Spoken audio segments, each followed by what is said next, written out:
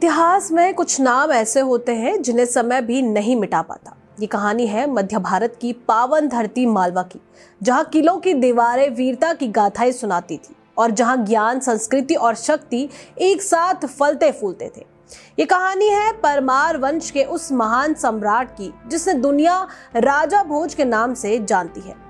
वे ऐसे राजा थे जो रणभूमि में तलवार उठाते तो शत्रु कांप उठते और जब कलम उठाते तो विद्वान सम्मान से सर झुका देते। लेकिन उनका जीवन केवल वैभव और विजय की कहानी नहीं है। यह संघर्ष, षड्यंत्र, ज्ञान, लोककथा और इतिहास का अद्भुत संगम है।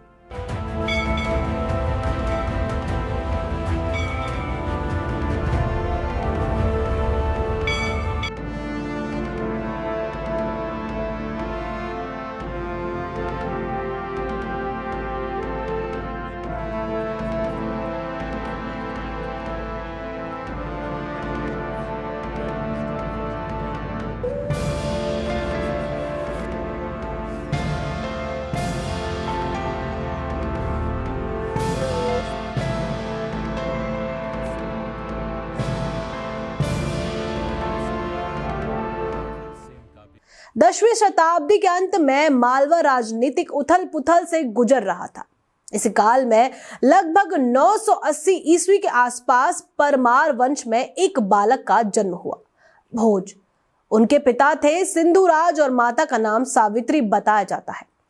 बाल्यकाल से ही भोज असाधारण प्रतिभा के धनी थे। उन्हें शास्त्र और शस्त्र दोनों की शिक्षा दी गई।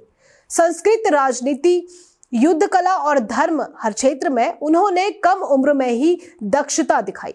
लेकिन नियति ने जल्द ही उनकी परीक्षा ले ली। लगभग 991 ईस्वी में उनके पिता का निधन हो गया। सत्ता का संतुलन बिगड़ा और गद्दी उनके चाचा राजा मुंज के हाथों में आ गई। धीरे धीरे मुंज के मन में भय उत्पन्न हुआ कि बड़ा होकर भोज सिंहासन के दावेदार बन सकते हैं। कहा जाता है कि उन्होंने अपने सेनापति वत्सराज को गुप्त आदेश दिया कि भोज को जंगल में ले जाकर समाप्त कर दिया जाए। जंगल में पहुंचकर भोज को षड्यंत्र का आभास हो गया। उन्होंने अपनी जांग से रक्त निकालकर एक पत्ते पर संस्कृत में श्लोक लिखा और वत्सराज से कहा कि ये राजा मुंज को दे दिया जाए। जब मुंज ने वो श्लोक पढ़ा जिसमें जीवन की नश्वरता और अन्याय के दंड का उल्लेख था, उनका हृदय बदल गया। उन्होंने भोज को वापस बुलाया और उत्तराधिकारी घोषित कर दिया। यहीं से शुरू हुई सिंहासन तक पहुंचने की उनकी वास्तविक यात्रा। लगभग 1010 ईस्वी में भोज मालवा के शासक बने।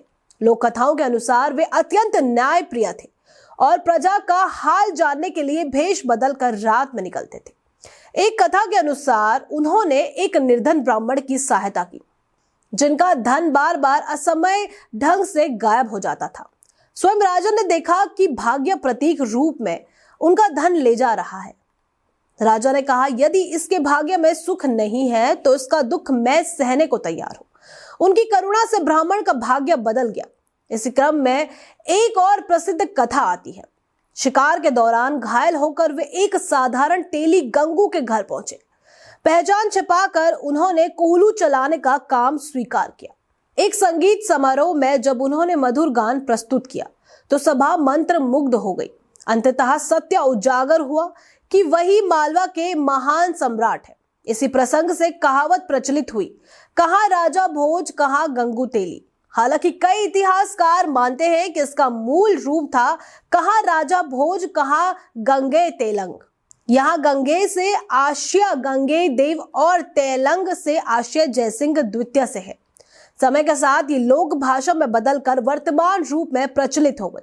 राजा भोज केवल लोक कथाओं के नायक नहीं थे बल्कि एक पराक्रमी योद्धा भी थे।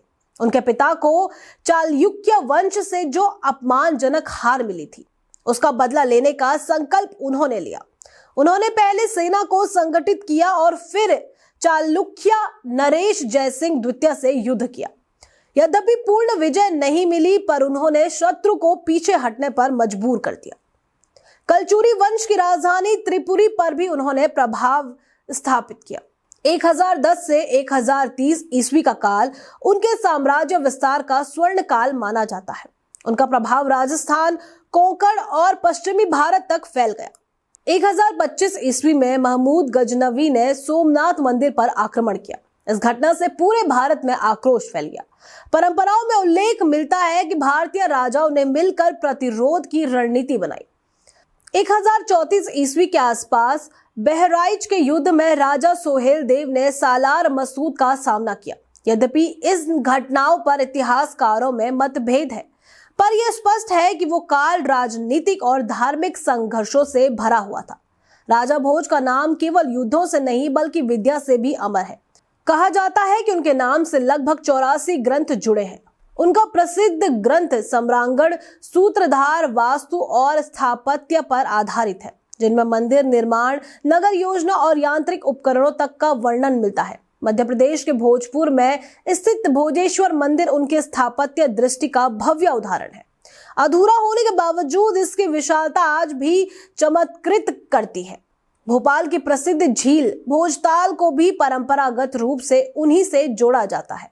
उस युग में इतनी विशाल कृत्रिम झील का निर्माण उनकी इंजीनियरिंग क्षमता और दूरदर्शिता का प्रमाण है। समय के साथ निरंतर युद्धों और प्रशासनिक बोझ ने उन्हें शारीरिक रूप से कमजोर कर दिया। 11वीं शताब्दी के मध्य तक मालवा पर 2 दिशाओं से आक्रमण हुआ। परिस्थितियां प्रतिकूल थी। इसी कठिन काल में लगभग 1055 ईस्वी के आसपास राजा भोज का निधन हुआ। उनकी मृत्यु केवल एक शासक का अंत नहीं थी, वो एक युग का अवसान था।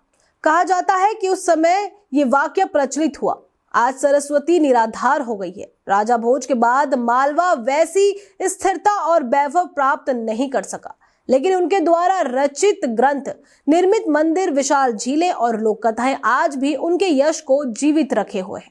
वो केवल एक योद्धा नहीं थे, वो केवल एक विद्वान नहीं थे, वे उस दुर्लभ युग के प्रतीक थे जहां तलवार और विद्या साथ साथ चलती थी।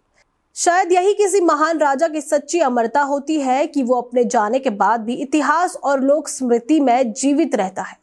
ऐसी ही और जानकारी के लिए बने रहिए हमारे साथ।